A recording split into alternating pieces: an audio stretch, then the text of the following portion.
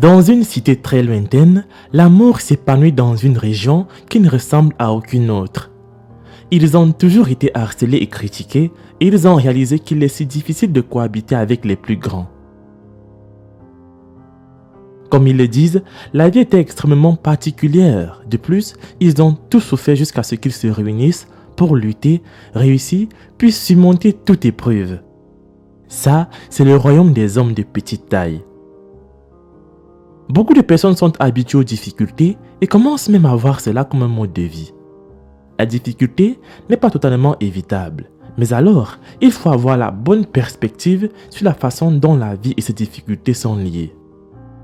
Pour accomplir quelque chose de grand, vous devez certainement faire preuve d'une quantité raisonnable de difficultés et de défis. Sans les luttes auxquelles nous sommes confrontés dans la vie, nous pourrions être incapables de puiser dans nos profondes ressources de créativité afin de produire tout l'art qui fait du monde cet endroit magnifique qu'il est. Cependant, la vie pourrait être belle quelles que soient les luttes. La plupart d'entre eux disent que chaque fois qu'ils se réunissent avec d'autres personnes de petite taille, cela crée et leur donne un sentiment de confiance, puisque le reste du monde les traite parfois mal. Ils disent que se rassembler dans un but peut avoir un pouvoir unique. Ils admettent également que cela peut les unir. Ces deux-là sont Pierre et Paul. Ce n'est pas la première fois que vous leur voyez sur vos écrans, car ils sont devenus célèbres par leur nanisme et sont des superstars. Cela faisait longtemps qu'ils n'avaient pas assisté à un rassemblement comme ça. Alors, quand nous nous sommes rencontrés dans la campagne, on leur a proposé de venir ici et de rejoindre d'autres personnes avec qui ils partagent le même handicap. Depuis que nous sommes arrivés ici, nous avons rencontré des personnes handicapées comme nous et cela nous a fait ne pas perdre espoir. Nous avions déjà perdu espoir à cause de la petite taille avec laquelle nous sommes nés. Il était difficile pour la plupart d'entre nous d'arriver ici et de s'accepter tels que nous sommes. Nous croyons que nous étions les seuls humains avec un tel handicap, mais après être venus ici, nous avons rencontré d'autres personnes qui ont la même petite taille que nous, ce qui nous a apporté un peu de confiance. Aujourd'hui, nous devons voter pour le nouveau comité. Chaque fois que nous entrons dans un endroit, nous sommes toujours suivis par beaucoup de gens qui sont toujours émerveillés de nous voir. Tout le monde veut nous voir. Nous n'avions jamais eu une telle renommée avant que vous ne nous interviewez, mais ça va. Bien que ces personnes sont des nains, comme vous pouvez le voir de vos propres yeux, leurs pensées et leurs mentalités sont au-dessus et sont très profondes. Par exemple, chaque fois que vous prenez le temps de parler avec eux, vous avez toujours l'impression de ne pas pouvoir vous arrêter de leur parler. Ils disent aussi qu'ils ont travaillé si dur et ont sacrifié beaucoup pour réaliser ce qu'ils ont accompli aujourd'hui.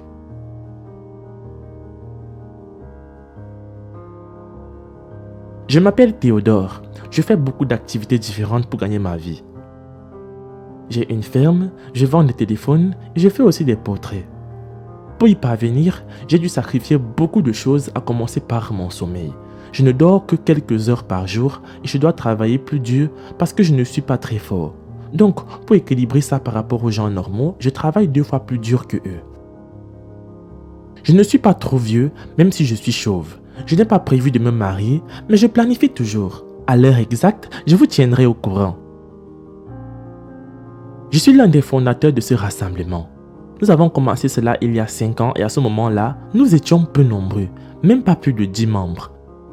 Nous avons tous rejoint le comité. Notre objectif est de nous assurer que chaque personne de petite taille ici ait un sentiment d'estime de soi et de confiance en soi, pour enfin donner le meilleur d'eux-mêmes. Nous avons tellement de gens dans les villages qui sont nés dans le doute et une faible estime de soi. Nous les ramenons de différentes parties du pays et chaque fois qu'ils sont ici, ils deviennent différents. Ils sourient et s'amusent. Ils se rendent compte que c'est normal d'avoir un tel handicap. Certains d'entre eux ont passé d'innombrables années enfermés à l'intérieur parce que leurs parents ne voulaient pas qu'ils soient vus par la société. Cela a affecté leur mentalité et ils ont perdu espoir et confiance. Ils ne pensent pas qu'ils sont des gens normaux, mais après être venus ici, après avoir rejoint leurs camarades ici, ils sont devenus libres et ont partagé toutes leurs idées. Ce que nous voulions était de leur faire s'habituer à la société et nous sommes satisfaits d'avoir augmenté le nombre de membres de 10 à 633.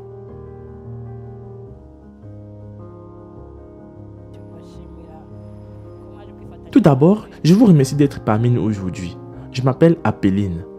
Je suis la présidente de cette organisation qui s'occupe des gens avec le nanisme.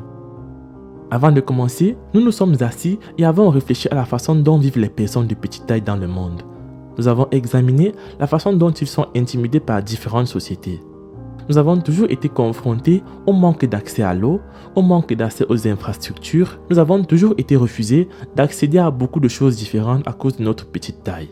Pour faire court, nous sommes limités injustement par la société. Parmi les membres de ces petites personnes, certaines sont mariées et ont bâti une famille. Nous voulions également entendre l'un des couples que nous avons rencontrés ici.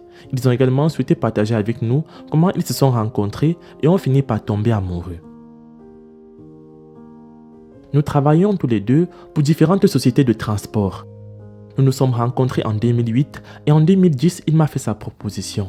Il m'a dit qu'il voulait que je sois sa femme, mais je n'ai pas pu accepter cette proposition. Je lui ai dit d'aller trouver une grande femme et que je trouverais aussi un grand mari.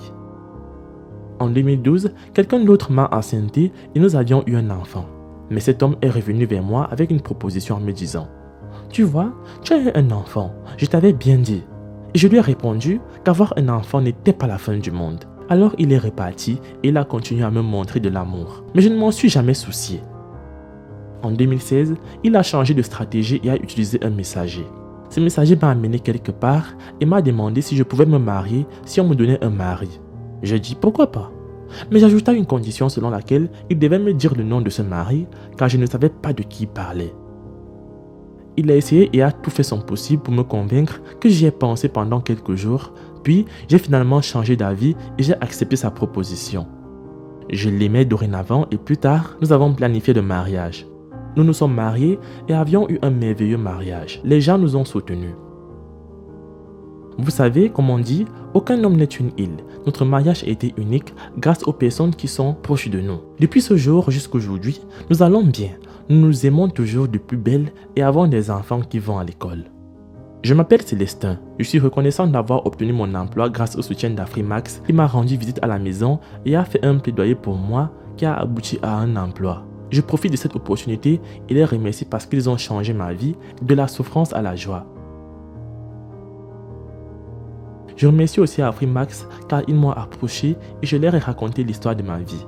Mais j'étais au chômage et cela m'a rendu célèbre. Ils ont fait connaître qui j'étais et après quelques jours, j'ai trouvé un travail grâce à eux.